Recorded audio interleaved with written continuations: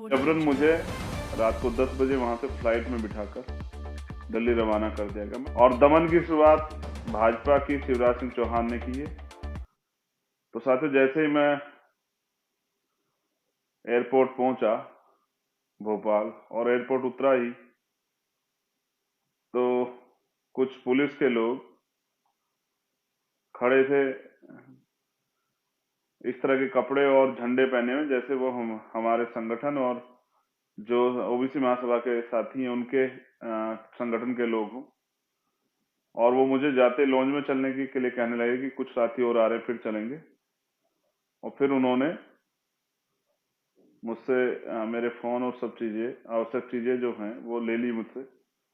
मुझे एहसास हुआ कि उन्होंने मुझे अरेस्ट कर लिया है। मैं उनसे खूब अपने अधिकारों की बात करता रहा, लेकिन सत्ता के दम पे दमन की प्रक्रिया चालू थी और 50 से ज्यादा की संख्या में पुलिस के आला अधिकारी और जो कर्मचारी हैं, सिपाही लोग, वो वहां मौजूद थे और उन्होंने तय कर लिया था कि वो मुझे जाने नहीं देंगे। लगातार मैं उनके सीनियर अधिकारियों से बहस करता रहा, कॉन्स्टिट्यूशन के जो के वैल्यू हैं, जो हमारे अधिकार हैं आर्टिकल 19 में, यदि उनकी बात करता रहा। लेकिन आज के लोकतंत्र में ये सिर्फ बेईमाना साबित होता, क्योंकि कोई भी पार्टी संविधान को मानती नहीं। फिर रात में इस शर्त के साथ कि मैंने जब कहा कि मैं जानना चाहता हूं, मुझे जैसे खबर लगी थी कि हमारे कार्यकर्ताओं को नुकसान पहुंचा गया है, कि हमारे साथियों क्या हालात है, मेरी जिद पे हमारे कार्यकर्ताओं को बुलाया गया, हमारे पदाधिकारियों को। फिर मेरी उनसे मुलाकात हुई और फिर जबरन मुझे रात को 10 बजे वहां से फ्लाइट में बिठाकर दिल्ली रवाना कर दिया गया। मैं समझता हूं कि ये एक दमन की कार्रवाई, लेकिन इस दमन की कार्रवाई के अलावा भी मुझे आपसे कुछ बात कहनी। मैं धन्यवाद देता हूं पहले तो ओबीसी महासभा के साथियों का कि उन्होंने इस लड़ाई को लड़ने की ठानी। मान्यवर काशीराम साहब कहते थे, मैं अकेला ही चला था मंजिले जाली, लोग मिलते गए और काफिला बनता गया। आपने शुरुआत की है और दमन की शुरुआत भाजपा की शिवराज सिंह चौहान ने की है। हम तो दमन के शिकार लंबे समय से हैं, लेकिन इस दमन ने हमारे हौसले नहीं तोड़े। मैंने कल भी कहा साथियों, अगर आप मुझसे जानना चाहते हैं कि ये क्यों हुआ, क्यों आंदोलन नहीं होने देगा, तो उसका मेरे पास एक पुख्ता रीजन है।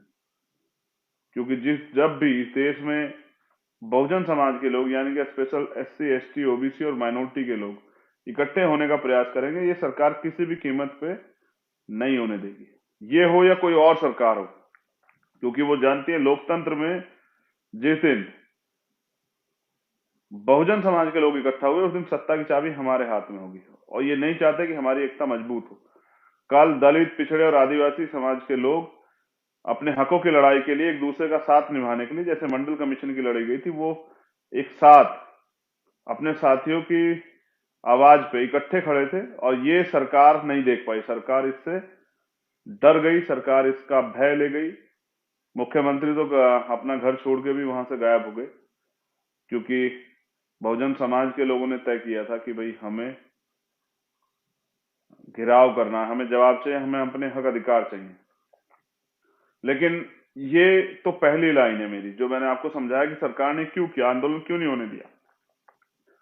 लेकिन जो दमन किया गया, जैसे पुलिस ने, सरकारी मशीनरी ने हमारे कार्यकर्ताओं की गाड़ियां तोड़ी।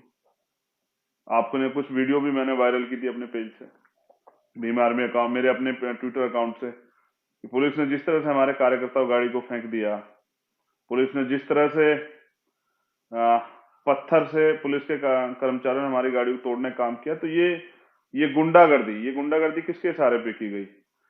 मैं समझता हूं सरकार चाहती थी किसी तरह से हमारा आंदोलन हिंसक हो जाए। मैं धन्यवाद देता हूं भीम आर्मी आजाद समाज पार्टी के कार्यकर्ता को, सभी संगठनों के साथियों को। उन्होंने लाठियां भी खाई, अपमान भी सहा, लेकिन आंदोलन को हिंसक नहीं होने दिया।